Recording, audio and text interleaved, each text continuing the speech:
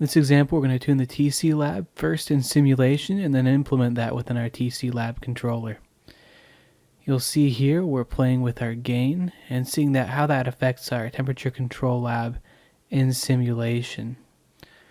We're checking the gain, we're checking also the gains for the integral control and the derivative control, and noticing not only how that affects the predicted temperature with the set point change, but also how that affects our controller. You can see there's a lot of variability within that controller, and so we want to reach a solution that accounts for both our set point and we don't have too much chatter within our controller.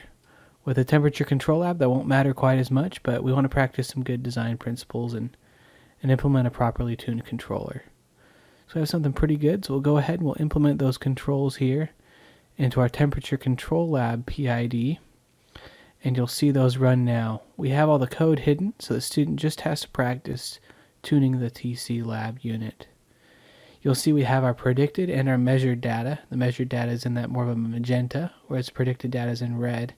You'll notice that we have that variability that's pretty common within real-world data, which is very nice for students to be able to work with.